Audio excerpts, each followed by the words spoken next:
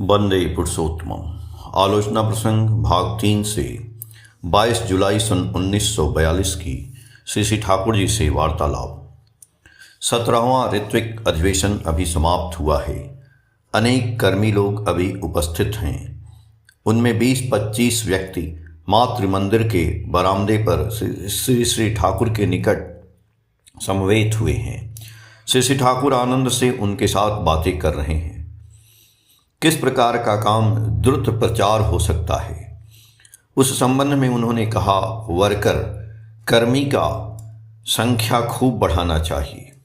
अपने साथ रखकर उन लोगों को ट्रेंड तैयार कर देना चाहिए। तुम लोगों का प्रधान काम ही है स्वयं इष्ट स्वार्थ प्रतिष्ठापन्न होना एवं दूसरों को इष्ट स्वार्थ प्रतिष्ठापन्न कर देना। इष्ट के स्वार्थ के सिवा अपना स्वार्थ कहकर कुछ नहीं रहेगा। इष्ट की प्रतिष्ठा के सिवा अपनी प्रतिष्ठा की कोई बला नहीं रहेगी। यह भाव जिसमें प्रतिष्ठा लाभ करेंगे वह उतना ही परिवेश के जीवन वृद्धि का होता बना रहेगा। मनुष्य उसके प्रति उतना ही आकृष्ट हो उठेगा और उसी प्रकार उसकी प्रतिष्ठा भी होगी। पर यह बात कार्य के जरिए प्रतिफलित होनी चाहिए। इष्ट को प्रेम करने से आत्मनियंत्रण स्वाभाविक हो जाता है। वे जिस काम को पसंद नहीं करते हैं उसे करने की इच्छा नहीं होती है, चाहे प्रवृत्ति का झोंक उस ओर कितना प्रबल क्यों न रहे। तुम लोगों के अंदर ऐसा वास्तविक आत्मनियंत्रण मानो मनुष्य का हर क्षण देख सके, इसमें ही लोगों का उपकार होगा। उसकी तुलना नहीं होती। मुंह से लाख बात करने की अपेक्षा ऐसे आचरण का मूल्य कहीं अधिक है। तुम लोगों में अनुसंधित्सु सेवा बुद्धि रहनी चाहिए। सब समय पैनी दृष्टि रखकर चलोगे कि किस प्रकार किसके काम में कितना लग सकते हो। हर मनुष्य ही बचने बढ़ने के लिए कंगाल बना रहता है। उसके बचने बढ़ने के खुराक को जितनी तरह से जुटा सकोगे उतना करने में तुम त्रुटि न रखो। सब समय स्फूर्ति में रहोगे, आनंद में रहोगे। तुम लोगों के निकट आकर मानो मनुष्य नया जीवन पा सके। ऐसे ढंग तुम लोगों के अंदर रहे तो सहकर्मियों में भी अज्ञात भाव से यह भाव आ जाएंगे। आइडियोलॉजी भावधारा का कंपैरेटिव स्टडी तुलनात्मक अध्ययन कर स्वयं उसे आयत करना चाहिए एवं दूसरे को भी आयत करा देना चाहिए।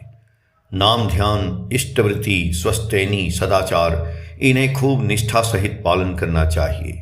अपने अंदर ढिलाई रहने पर दूसरों में उसका संक्रमण होता है। स्वयं ठीक तरह से चलने पर सभी को उस तरह के बना सकोगे। यह भी संभव नहीं हो सकता है, क्योंकि मनुष्य का जन्मगत ढंग जैसा रहेगा उस पर भी बहुत कुछ निर्भर करता है। इसलिए कर्मी चुनने के मामले में उस ओर ध्यान रखोगे। निवारणदा बोले, क्या ध्यान रखना पड़ेगा? श्री श्री ठाकुर बोले, देखोगे कि वह इष्ट के जरिए अपना काम बनाना चाहता है या इष्ट के लिए अपने को समर्पित करता है। कालिदास दा मजुमदार जो बोले कि जो इष्ट स्वार्थ चाहता है साथ ही साथ अपना स्वार्थ भी चाहता है। श्री श्री ठाकुर जी बोले, अपना स्वार्थ यदि इष्टार्थ होता है तो उसमें कोई दोष नहीं, किंतु इष्ट स्वार्थ के विनिमय यदि कोई अपने स्वार्थ की पूर्ति करना चाहता है तो उस पर संदेह करोगे। और एक बात है, कर्मियों को जिस प्रकार अपने साथ रखोगे उसी प्रकार वहाँ कुछ दिनों तक लगातार रहें, ऐसी व्यवस्था करोगे। हर कॉन्फ्रेंस ऋत्विक अधिवेशन में उन्हें यहाँ आना ही चाहिए। यदि यहाँ आना जाना ठीक रहे तो बहुत कुछ चंगे रहेंगे। सत्संगियों को यहाँ बीच बीच में भेजना चाहिए। अनिल दा गंगोपाध्याय बोले, बहुधा कर्म क्षेत्र में देखा जाता है कि कर्मियों को आपस में मेल जोल नहीं है। एक व्यक्ति दूसरे की बातें सुन नहीं सकता है। उसके कारण सत्संगियों में डिसइंटीग्रेशन फूट दिखाई पड़ता है। इस विषय में क्या करना चाहिए? श्री श्री ठाकुर जी बोले, वहाँ अपने आप को एबव ऊपर में रहकर एक दूसरे के बीच जिससे मेल मिलाप हो वही करना चाहिए। बहुधा एक दूसरे के बीच गलतफहमी रहती है, उसे दूर कर देना चाहिए। जैसे गुरुदास से गोपन का विरोध है, तुम गुरुदास से जाकर गोपेन का नाम लेते हुए कहोगे, गोपेंदा के दिल में इस बात की बड़ी व्यथा पहुंची है कि तुम्हारे जैसे एक इष्ट प्राण कर्मी के प्रति उसे गलतफहमी हो गई है। गोपेंदा की यह हार्दिक इच्छा है कि वे पहले की तरह मिलते जुलते रहें, किंतु एक संकोच के कारण आगे बढ़ने का साहस नहीं हो रहा है। फिर भी वे इसके लिए दिल में व्यथा बोध कर रहे हैं। तुम्हारे प्रति विशेष स्नेह और श्रद्धा है। बाद में मौका मिलने पर स्वयं उनके निकट आगे बढ़ जाओगे। पुनः गोपेन के निकट भी गुरुदास का गोपेन के प्रति मनोभाव के संबंध में ऐसी बात करनी चाहिए जिससे गुरुदास के साथ मित्रता स्थापित करने के लिए उसके हृदय में एक तीव्र आग्रह संचार हो जाए। इस प्रकार एक दूसरे के बीच आ जाकर मेल मिलाप किया जा सकता है।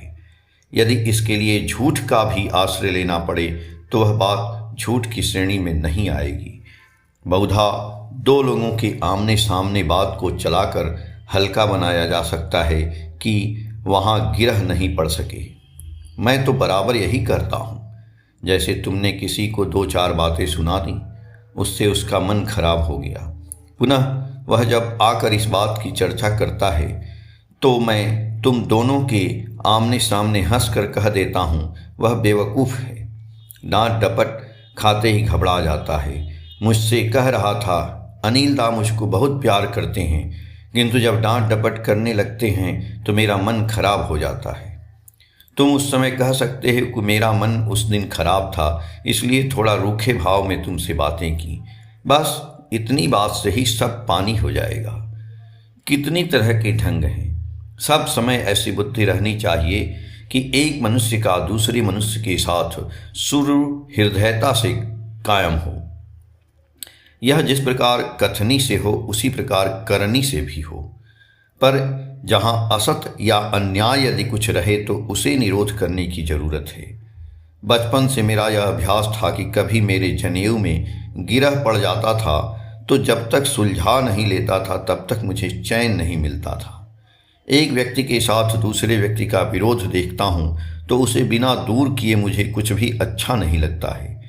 यदि तुम लोगों में ऐसा नशा रहे तो देखोगे कि तुम लोग भी अनेक जटिलताओं को सरल बना सकोगे।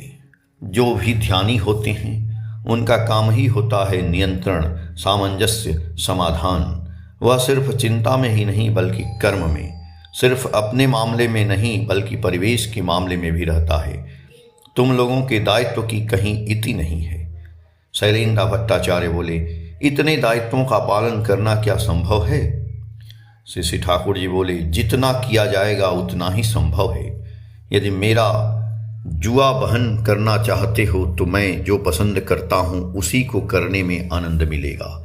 तुम लोग ही मेरे हाथ पांव हो, मेरे कामों को तुम लोग कर रहे हो, वही तो मुझे देखने की इच्छा होती है। तभी तो मैं समझ सकता हूँ कि कितना एक्सपेंडेड विस्तृत हो गया हूँ। तुम लोगों के जरिए ही मैं अपने आप को सर्वत्र घूमते हुए देखना चाहता हूँ। आलोचना प्रसंग भाग 3 के पेज संख्या 263 से 266 तक। जय गुरु।